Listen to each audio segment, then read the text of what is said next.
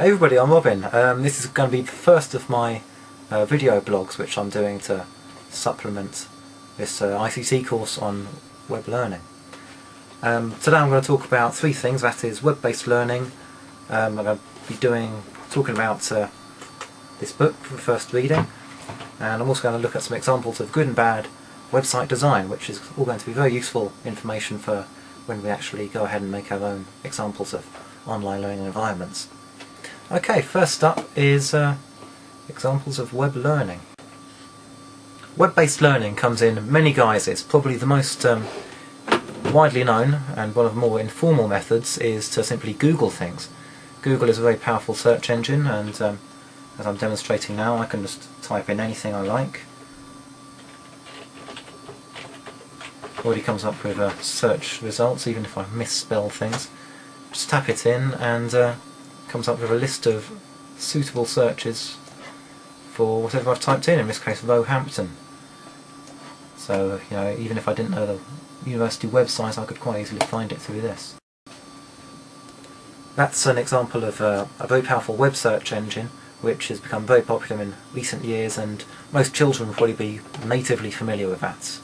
You know, the very word Google has become synonymous with web search. Nobody uses Alta Vista or any of the older search engines these days. Another very informal but very accessible method of finding out information is got to be YouTube, the online video site. It's very easy to use, very easy to browse, search through, also very easy to upload your own videos if you've got the means to do that, and make comments on other people's videos. And of course it's a mixture of the useful and the completely useless, and everything in between. In this case I'm searching how to do long multiplication, which is, you know, a use that children might think of using for YouTube. Here we go, let's have a look. It looks like some kind of demonstration of Napier's bones or Napier's rods. And anyway, you can see that it will, in time, show me how to do that. So that's a quite useful resource, YouTube. One of the first types of online learning I came across was this rather nice little flash-based game site called educationcity.com. This is a commercial website which schools subscribe to, and it delivers a whole load of quite engaging little pieces of educational games across curriculum to children. And, you know, in my experience this was very popular. Of course, it's got sound effects, you know, lavish animation, and it really taps into what children like doing, which is playing games, watching things zoom around on screen, and getting scored for it, and you know, they're learning all the time. It's a fantastic little resource. Related to that is the free online resource BBC Bitesize, which is completely scot-free to use. You don't need to sign up for it or register or anything, and there's online games for right across the curriculum and both key stages. For example, I'm going to play a maths game here. I tell a lie, it's a science game, of course. This was, you know, very popular with Year 6 children back in my placement school. Let's have a go at this. I'm going to be a germ, that's fine. Here we go. And the beauty of this game is that it's online and played in real time competitively against other players. Even though it's an individual quiz game, you compare scores, you can have leaderboards, rankings, online chat rooms, and really children become really quite competitive about this. And they have an awful lot of fun as well. Did I get it right? Good. And again we've got animated characters, plenty of movement and squelching around, and great fun there. And I got beaten to it. Okay, that's enough of that.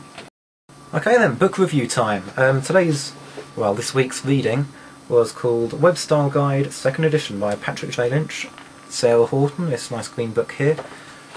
Worth noting that this book was actually written back in 2001, and as such there is quite a noticeable bias to it. In particular, it's some of the technical details rather dated. I've got a little excerpt here.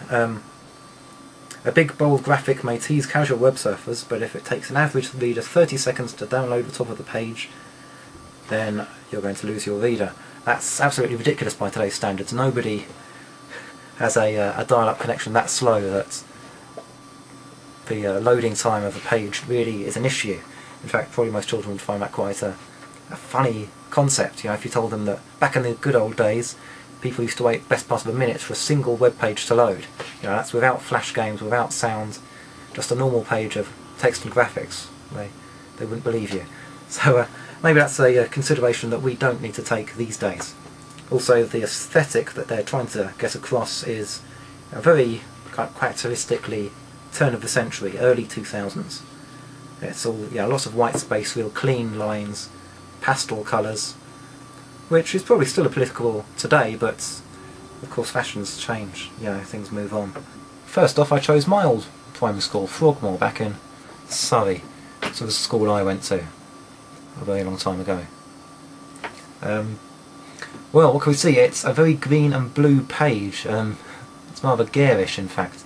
Okay, obviously it's a town called Frogmore, the school logo is a frog, and so it's going to be an abundance of green, but it's debatable whether they needed such a bright lime green there. To be honest, it's not very easy to read. It's a visually quite harsh scheme. Light text on a darker background, it's an interesting choice. Maybe that was the right thing to do, maybe it wasn't.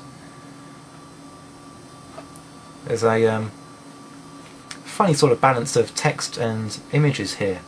We have very small text at the top, tiny little logos, tiny little pictures, then much larger text down here from our message from the head teacher. He obviously has a very high opinion of himself because his font is twice as big as anything else on the page.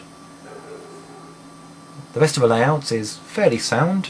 We've got navigation buttons on either side, which allows us to quite easily navigate to the website. So, not quite sure how effective that previous Frogmore website was. Here's another website. This time it's a London school, my Year 1 placement school actually. Again, they've chosen to have light coloured fonts on a dark background, our old favourite Comic Sans here. We need to scroll down to see the picture, if you notice. The picture is cut off halfway when the page loads. That's possibly a bit of a design flaw there. I'm sure they could have rejigged that page to make this picture the focal point. Now we have a menu system at the top this time. It's all fairly self-explanatory. You can see that this is a school that uses Fronter. I don't have a login unfortunately, so I can't explore that. That's another example of a virtual online environment. So I'm not so sure about how good this website is. I mean, it's functional, it does a job, but it doesn't do it very well. Next up, another primary school, this time a school that I used to work in. They've gone for a different sort of contrasting colour scheme here. It's primary colours, plain white background, plain black text, very traditional and fairly easy on the eye. Possibly this text could be a little bit bigger if I wanted it to be easy to read. A little bit of scrolling involved to see the full page content. Possibly some of this could have been put on different pages. To be fair, of course, all school websites are constantly being updated. It always works in progress, so maybe we shouldn't be too harsh. But that's content that could possibly have been put in a gallery or so on. Let's see, site navigation down one side, an awful lot of unused space over this side. I'm not sure whether that's because of my resolution or whether it's just the way the website's made, who knows. So there's 3 different websites there, and to be fair, they all have room for improvement. So a few very basic mistakes being made and some more forgivable ones, but hopefully that's all stuff we can take on board, and those are mistakes we won't make on our own web-based learning attempt. All of us are Key Stage 2 specialists, so we're going to probably go with a Key Stage 2 topic. We're currently looking at either the Tudors or World War II, probably focusing on the home front. So there's still a bit of discussion needs to go on before we know what's going on, but it should be good. And hopefully next week's podcast will be a lot more professional than this. Goodbye.